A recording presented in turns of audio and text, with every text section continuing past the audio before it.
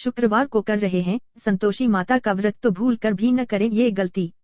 मान्यता है कि संतोषी माता का व्रत रखने से बड़े संकट भी दूर हो जाते हैं। लेकिन व्रत को लेकर कुछ नियम बनाए गए हैं जिनका कड़ाई से पालन करना जरूरी है, वरना माता रुष्ट हो जाती हैं। शुक्रवार के दिन मां संतोषी का भी व्रत किया जाता है। मान्यता है कि संतोषी माता के 16 व्रत यदि कोई भक्त कर ले तो बड़े से बड़े संकट टल जाते हैं, घर में सुख शांति और वैभव आता है। लेकिन इस व्रत के नियम बहुत कठिन हैं। मान्यता है कि अगर कोई व्रती नियमों का उल्लंघन करे तो उसे इसके विपरीत प्रभाव भी देखने पड़ सकते हैं। संतोषी माता का व्रत रखने वाले के लिए खट्टी चीजें जैसे अचार, दही, टमाटर या अन्य कोई चीज छूना और खाना वर्जित होता है। यहाँ तक कि प्रसाद खाने वाले लोगों के लिए भी खट्टी चीजें खाने की मनाही है। इस नियम का कड़ाई से पालन करना जरूरी होता है। ऐसा करना अशुभ माना जाता है। मान्यता है कि यदि व्रती या प्रसाद खाने वाले लोग शुक्रवार के दिन खटाई खाएं तो माता नाराज हो जाती हैं और घर में अशांति होती है और कई तरह के नुकसान होते हैं। इसलिए अगर आप ये व्रत रख रही हैं तो इस नियम को भूल कर भी न तोड़ें। ये है व्रत विधि। सूर्योदय से पूर्व उठकर घर की सफाई कर स्नान आदि से निवृत्त हो जाएं। घर के ही किसी पवित्र स्थान पर संतोषी माता की मूर्ति या चित्र स्थापित करें। संपूर्ण पूजन सामग्री के साथ किसी बड़े पात्र में शुद्ध जल भरकर रखें। जल भरे पात्र पर गुड़ और चने से भरकर दूसरा पात्र रखें।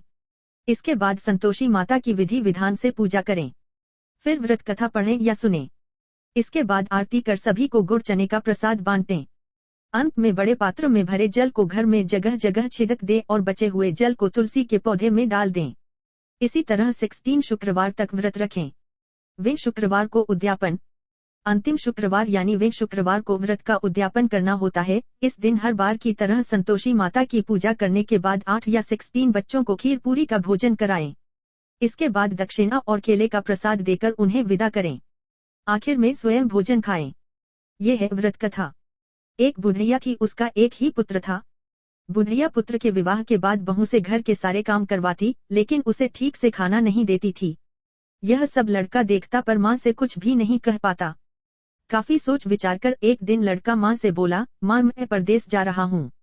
माँ ने उसे जाने की आज्ञा दे दी। इसके बाद वह अपनी पत्नी के पास जाकर बोला, मैं परदेश जा रहा हूँ, अपनी कुछ निशानी दे दो।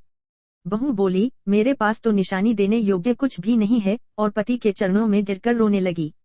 इससे पति के जूतों पर गोबर से सने हाथों से छाप बन गई। पुत्र के जाने बाद सास के अत्याचार बढ़ते गए।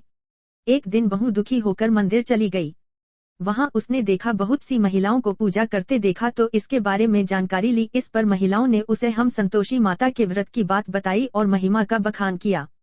महिलाओं ने बताया कि शुक्रवार को स्नान के बाद एक लोटे में शुद्ध जल लेकर गुड़ चने का प्रसाद लेना और सच्चे मन से मां खटाई भूल कर भी मत की पूजा करना, लेकिन भूल कर भी खटाई न तो खाना और न ही उन्हें खाने देना जिसने ये प्रसाद खाया हो। व्रत विधान सुनकर बहू ने भी संतोषी माता का व्रत शुरू कर दिया। कुछ दिनों बाद घर में पैसों की किल्लत दूर होने लगी। इस पर बहू ने कहा, हे मां, जब मेरा पति घर आ जाएगा तो मैं तुम्हारे व्रत का उद्यापन करूंगी। फिर माता रानी ने उसके पति को स्वप्न दिया और कहा कि तुम अपने घर क्यों नहीं जाते। तो वह कहने लगा, सेठ का सारा सामान अभी बिका नहीं। माँ की कृपा से कई व्यापारी आए और सेठ का सारा सामान खरीद ले गए।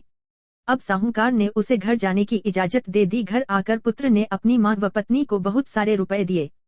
पत्नी ने कहा कि मुझे संतोषी माता के व्रत का उद्यापन करना है। उसने सभी को न्योता दे उद्यापन की सारी तैयारी की। पड़ोस की एक स्त्री उसे सुखी देख ईर्ष्या करने लगी और उसने अपने बच्चों को सिखा दिया कि तुम भोजन के समय खटाई जरूर मांगना। उद्यापन के समय खाना खाते खाते बच्चे खटाई के लिए मचल उठे तो बहू ने पैसा देकर उन्हें बहलाया। बच्चे दुकान से उन पैसों की इमली खरीद कर खाने लगे तो माता रुष्ट हो गईं। इसके बाद ही राजा के दूत आए और उसके पति को पकड़कर ले जाने लगे। तब किसी ने बहू को बताया कि उसके दिए पैसों से बच्चों ने इमली खाई है। इसके बाद बहू ने फिर से उद्यापन का संकल्प लिया। तभी उसे अपना सामने से आता दिखाई दिया। अगले शुक्रवार को उसने फिर विधिवत व्रत का उद्यापन किया। इससे संतोषी मां प्रसन्न हुई और 9 माह बाद बहू को चांद से पुत्र की प्राप्ति हुई।